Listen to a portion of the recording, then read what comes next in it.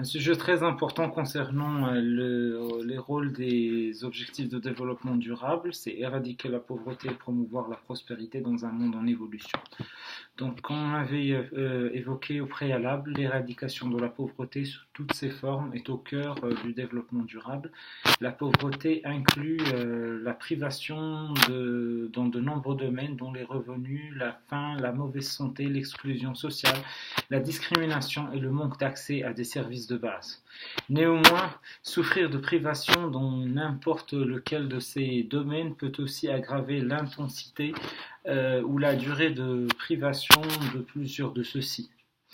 Éradiquer la pauvreté et promouvoir la prospérité dans un monde en évolution requiert une approche holistique qui tienne compte des interactions entre les différentes dimensions du développement durable.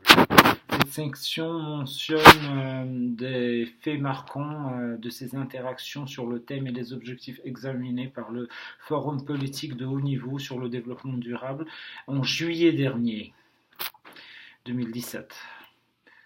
Donc il y a les personnes vivant dans un contexte de pauvreté extrême, résidant de plus en plus dans des milieux fragiles. Donc alors qu'1 milliard de personnes ont échappé à l'extrême pauvreté depuis 1999, environ 767 millions de personnes étaient toujours pauvres en 2013, vivant avec 1,90 $ ou moins par jour. En 2013, la moitié des pauvres du monde vivaient en Afrique subsaharienne, où 42% de la population subsistait dans des conditions d'extrême pauvreté. Un tiers résidait en Asie du Sud. Les personnes vivant dans la pauvreté extrême se trouvent de plus en plus dans des environnements fragiles, tels que des zones de conflit ou des zones éloignées ou difficiles d'accès. Un grand nombre parmi celles qui sont sorties de l'extrême pauvreté continuent de vivre de manière précaire, juste au-dessus du seuil de la pauvreté. Donc ces constats sont alarmants et ces gens sont extrêmement susceptibles de retomber dans la pauvreté. La volatilité économique, les catastrophes naturelles et autres bouleversements les fragilisent de plus en plus. Donc près de 80% des pauvres du monde vivent dans des zones rurales et 64% travaillent dans le secteur agricole. Les enfants sont de plus en plus susceptibles bien sûr, ils sont les plus fragilisés dans ce contexte d'action par le manque de système adéquat de protection sociale ce qui peut aider bien sûr à prévenir et réduire la pauvreté, c'est s'attaquer aux inégalités à tous les stades de la vie. En 2016, seulement 45% de la population mondiale était couverte par au moins un système de protection sociale avec des prestations en espèces. Les conflits et les guerres aussi, ça c'est le deuxième constat, ce sont des facteurs qui aggravent la pauvreté. Donc les conflits sont devenus, comme on le sait, dans le cas de la Syrie, du Yémen par exemple, un obstacle le plus insurmontable pour l'éradication de la pauvreté et le développement durable, économiquement parlant également. En fin 2016, les guerres, la violence et les persécutions à travers le monde ont entraîné le déplacement de 65,6 millions de personnes loin de leur foyer. Comme on sait aussi, depuis 2015, cela représente une augmentation d'environ 300 000 personnes, le plus haut niveau enregistré pendant des décennies. Parmi ces personnes, 22,5 millions étaient des réfugiés, 40,3 millions étaient déplacés à l'intérieur de leur propre pays et 2,8 millions étaient des demandeurs d'asile. Les enfants, qui représentent près de la moitié des 17,2 millions de réfugiés sous la haute responsabilité du Haut Commissaire des Nations Unies pour les réfugiés, sont affectés par les conflits de manière disproportionnée. En fuyant pour échapper à la violence et aux persécutions, les enfants sont souvent privés de ce dont ils ont le plus besoin, c'est-à-dire des soins de santé, l'éducation, de l'eau salubre et un abri.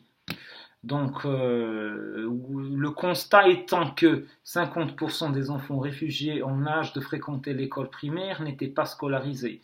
L'effet domino pour les plusieurs enfants déplacés était de voyager seuls ou être séparés de leurs parents. Et parmi les enfants effectuant de dangereuses traversées à de l'Afrique du Nord vers l'Europe, nous avons une grande majorité, soit 82% de ceux qui sont arrivés en Italie en 2016 et durant les 2 premiers mois de 2017, n'étant pas accompagnés par des adultes. Troisième constat, les femmes sont toujours confrontées à des désavantages structurels pour sortir de la pauvreté. Il y a une égalité entre les sexes qui est bien enracinée, qui continue d'empêcher les femmes de réaliser leur plein potentiel. En 2015, par exemple, près de 27% des femmes âgées de 20 à 24 ans étaient mariées avant l'âge de 18 ans, une pratique courante en Asie du Sud et en Afrique subsaharienne. C'est aussi dans ces deux régions que vivent 80% des pauvres du monde. Le mariage des enfants est étroitement lié aux accouchements précoces et à un accès réduit aux soins de la santé primaire et de santé procréative.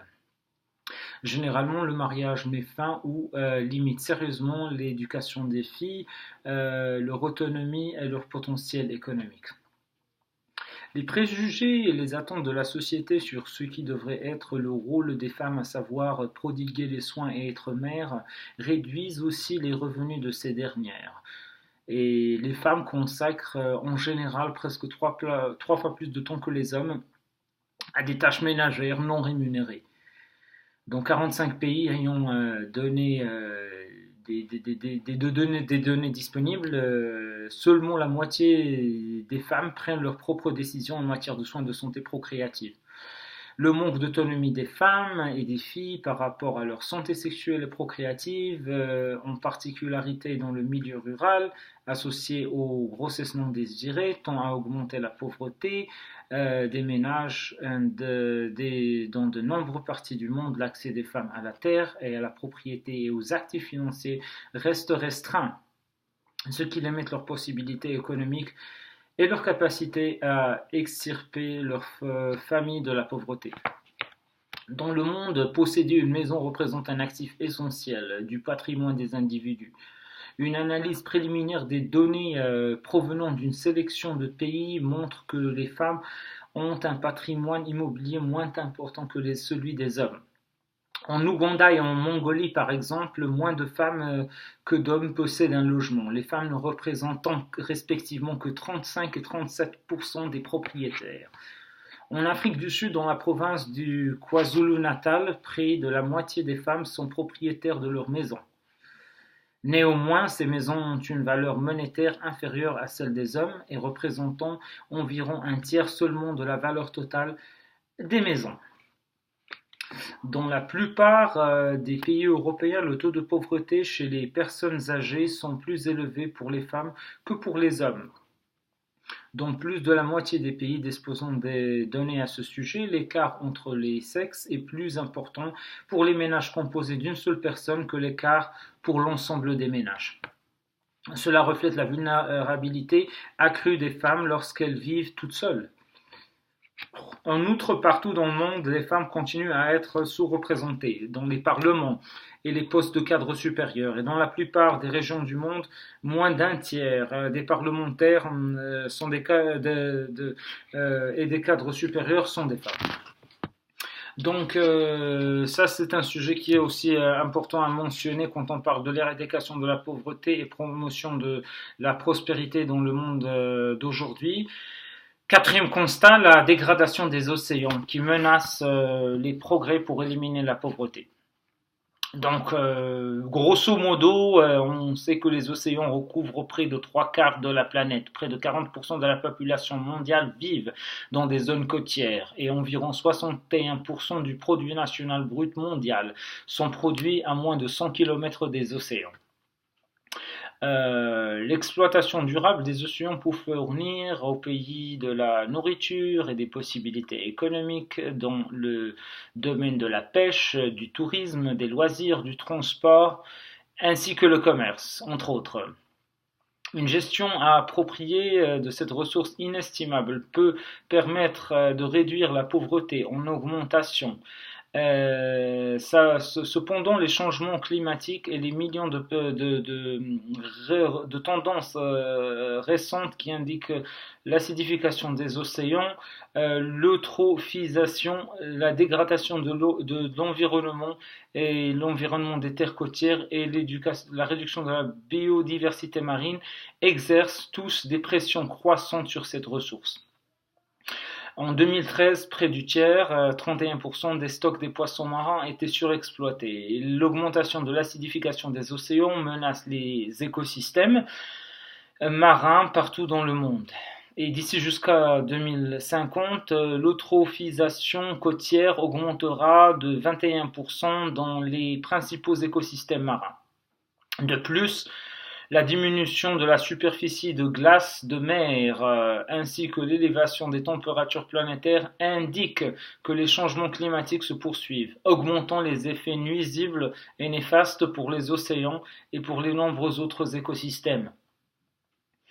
Un autre point qui est très important et qui est mentionné dans le contexte des affaires économiques et sociales des Nations Unies, c'est l'investissement dans les infrastructures et les technologies pour aider les agriculteurs pauvres dans les zones rurales. Comme on le sait, une agriculture durable ainsi que des investissements pour améliorer la productivité agricole et la sécurité alimentaire sont essentiels pour éliminer la faim et sortir les millions de personnes, y compris petits agriculteurs, de l'extrême pauvreté. L'amélioration de la productivité agricole, l'accroissement de la valeur ajoutée dans l'agriculture et l'intégration des marchés sont des stratégies importantes. Et à cet égard, on n'insistera jamais sur le rôle des infrastructures et des technologies, à même à développer le contexte de l'agriculture. L'infrastructure des transports, par exemple, peut connecter les agriculteurs aux marchés existants et en créer de nouveaux. Nous avons aussi le cas du développement du travail des agriculteurs au niveau des régions où le taux de pauvreté sont très élevés, comme en Afrique subsaharienne. Le transport aérien de passagers et de fret est très limité et le développement rapide des services cellulaires mobiles aide cependant à surmonter certains obstacles. En 2017, les réseaux mobiles cellulaires 2G étaient quasi universels, avec une couverture de 95% de la population mondiale.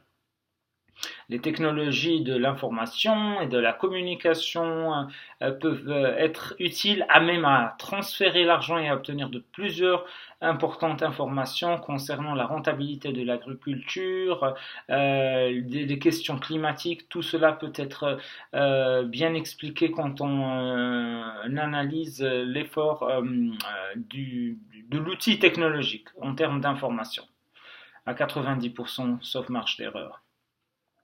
Donc les conditions météorologiques, les prix des marchés sont des facteurs déterminants qui peuvent être bien conçus dans le cadre de l'analyse d'une meilleure infrastructure pour la technologie pour l'aide aux agriculteurs dans les zones rurales.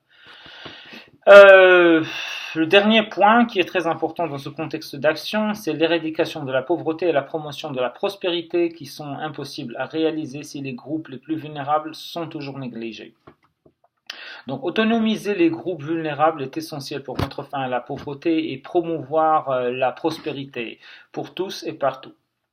Les groupes vulnérables à cause de facteurs tels que l'âge, le sexe, la situation socio-économique, l'ethnicité, ou même la géographie tendent à être exclus de l'accès à une bonne éducation, aux soins de santé, à l'électricité, à une eau potable et à autres services essentiels. En 2017, par exemple, 15% des jeunes travailleurs et leurs familles vivaient dans une situation d'extrême pauvreté, contre 9% de travailleurs adultes. En outre, les jeunes étaient près de 3 fois susceptibles que les adultes d'être au chômage. Et en 2016, 85% de la population urbaine utilisait des services d'alimentation en eau potable, gérés en toute sécurité, contre des services d'alimentation en eau potable qui ne sont pas sécurisés, au taux de 55% au niveau de la population rurale. Les personnes handicapées sont aussi exclues. En 2016, 28% seulement des personnes gravement handicapées percevaient une pension d'invalidité.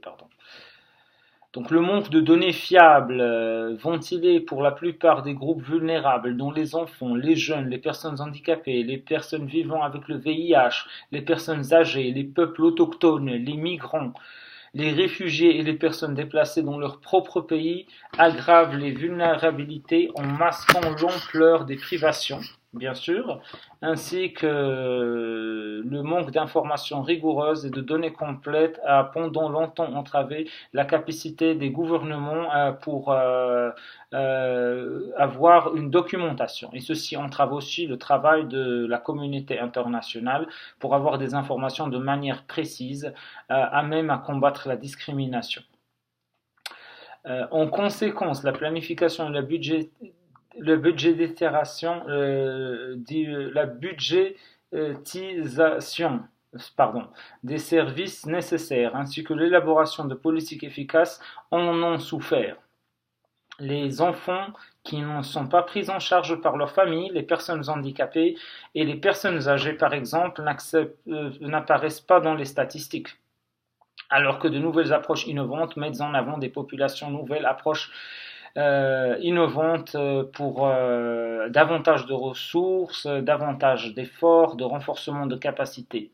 Et afin que les groupes vulnérables occupent la place qu'ils revient depuis longtemps dans le programme de développement, il faut insister sur cette politique de l'éradication de la pauvreté et la promotion de la paix et de la culture de la prospérité, qui sont vraiment des éléments essentiels si l'on veut arriver à la réalisation de l'objectif visant à éradiquer la pauvreté et promouvoir la prospérité dans le monde contemporain. Merci.